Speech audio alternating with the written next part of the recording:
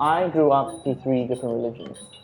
So I was born a Thai Buddhist, then raised as a Thai Muslim, and then was adopted by a British stepfather when I was about 8 or 9 years old. And he was obviously Christian. So that gave me a lot of exposure to a lot of different types of food. I didn't know it at the time how fortunate I was to be exposed to these type of food. And it also made me realize that, your religion really defines what you eat. And because of that, what you eat in some ways define who you are.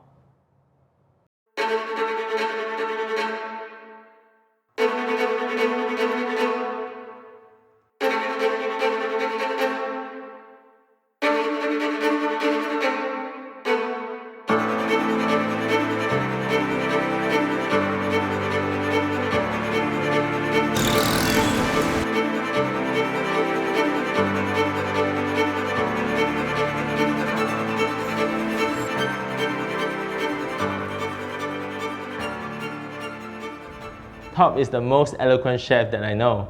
He talks a lot. He talks a lot to everyone. He even is not afraid to share all his cooking techniques to a stranger like me. That is why we became very good friends after I started eating at Freebird, and I soon became his most frequent customer. I love his food because he tries his best. For a simple thing like a pasta or French fry, he could even spend prep for 2 to 3 days to make sure that it's the best that the customer can ever find in Bangkok. Michelle is very, very young. She's only 24. She is one of the pastry chefs in Suhring, and by the time she left Suhring, she was already preparing and creating recipes of pastry, bread, and dessert to put on a 2-star Michelin menu.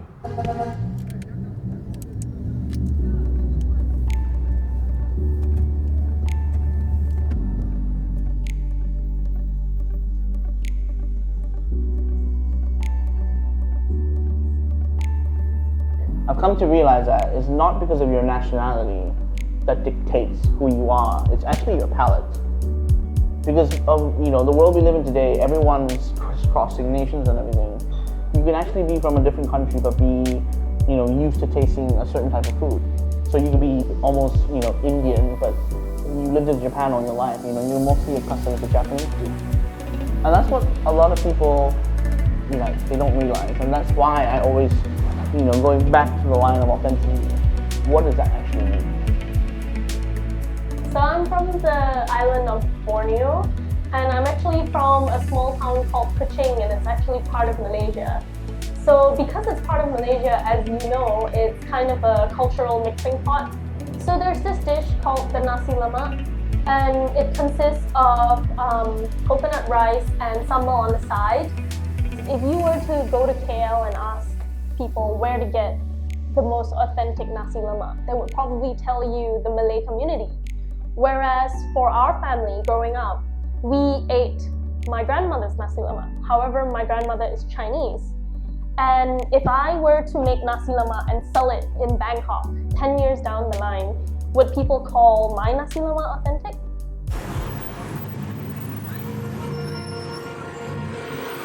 Growing up in Thailand, on an island in Phuket, and then moving to the UK in a countryside like the Isle of Wight was two very contrasting places.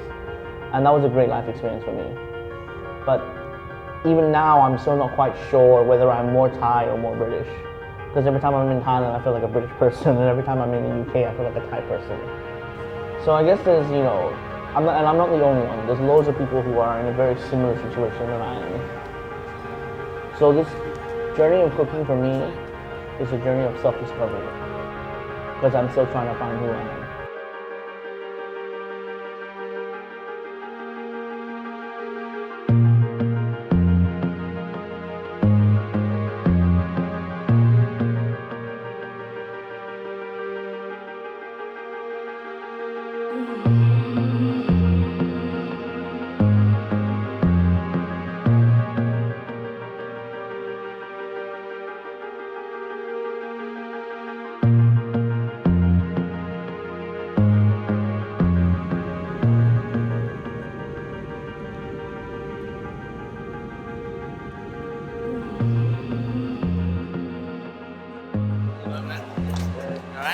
Not bad.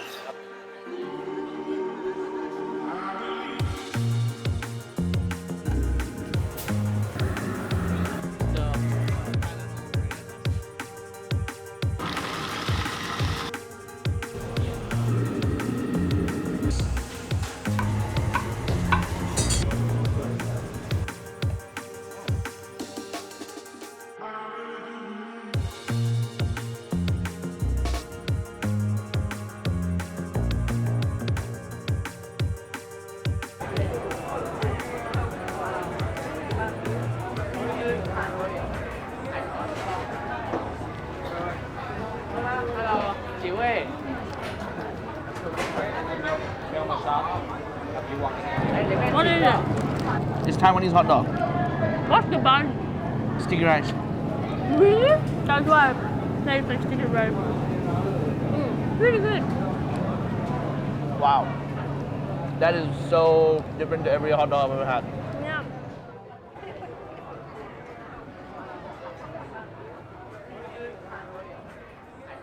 Where is the line of authenticity? How far back in history do you have to go with one particular dish or item or even ingredient to be able to call something authentic? And people forget sometimes that every classical dish used to be a modern dish at one point in its own history, whether it's creme brulee or pad thai. Every time something new has been created, it gets to a phase of its own product life before it becomes a classic. And that's why we're calling our cooking modern territorial.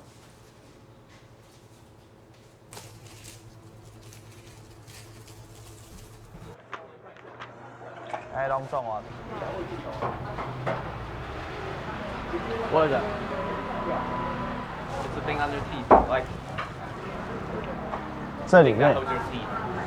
the red bit. But I think this one is swordfish. Yeah, Yeah. starfish. From Japan or from Taiwan? Taiwan. 海蛎是南部养。 This is like some Anthony Bourdain shit. Fucking eating sushi next to a market at 7 a.m. Oh wow! What the fuck? 30块，妹妹。 Too many good things. We'll just get these four, G. 拿2斤好吧？ Tell them it's too many good things. Fuck You have a lot of my things. life. You have a lot. Honestly, if I'm not Thai, I would come to Taiwan and open TER'RA in Taiwan. TER'RA's first pop-up was actually last year during Chinese New Year in me and Michelle's hometown in Kuching. It was actually a very simple phone call because I knew they were going back and I was going back. And Kuching didn't have many interesting things because there are only very little people in the city. So I just called Top and asked him, casually, why don't you just cook for everyone in Kuching?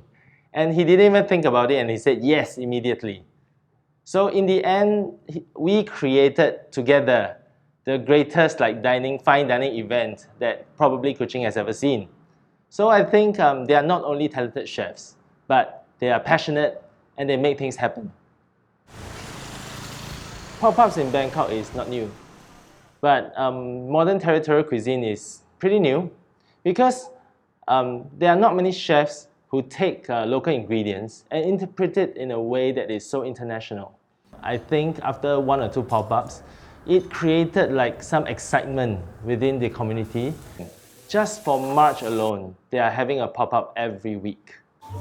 So the meal tonight is literally 100% Thai ingredients. We're not using any olive oil. We're not using anything from any expat countries. From the dairy, from the cheese, everything we have from Thailand. So hopefully by the end of it, we'll have a very Western meal, but completely Thai ingredients. And that's exactly what TER'RA is about. Using Thailand as a landscape, as a limitation for our inspiration to see what's available.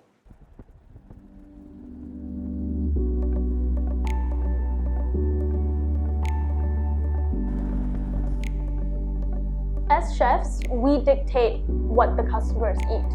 So in saying that, I feel that chefs have a social responsibility to source our produce from the best places. And because of that, we have the option to choose from farmers and suppliers with good practices. Aside from going local, what we are actually doing sociologically is we're creating jobs for farmers and giving them a better life. So we also had the opportunity to visit a chicken farm up in the mountains. Basically, what they're trying to do now is give job opportunities to the Aboriginals living outside of the cities and providing them with the opportunity to make a better life for themselves. And these chickens were incredible. They were given 1 square meter per chicken. Most free-range farms give you 1 square meter for 10 chickens, and that's considered free range. And by doing this, people who are producing your food makes amazing quality produce. It trickles down into the chefs who get to work with amazing produce, and then you end up having a great plate of food made from amazing produce.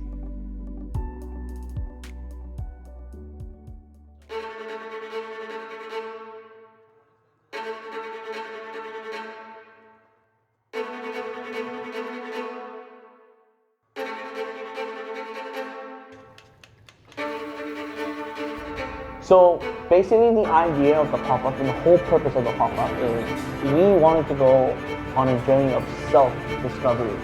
We wanted to see what was possible with Southeast Asian ingredients, starting with Thailand. We wanted to push the boundaries of local ingredients wherever they may be. And by using modern techniques, we could probably shed new light on really old ingredients. And we think that, something like this is going to be absolutely incredible. So territorial cuisine for me is just the name for the genre of cuisine that has been around for forever. If you think about it, territorial cuisine is the first form of cuisine, it's the first form of cooking. To cook what's available around you, what's in season. That is what territorial cuisine is.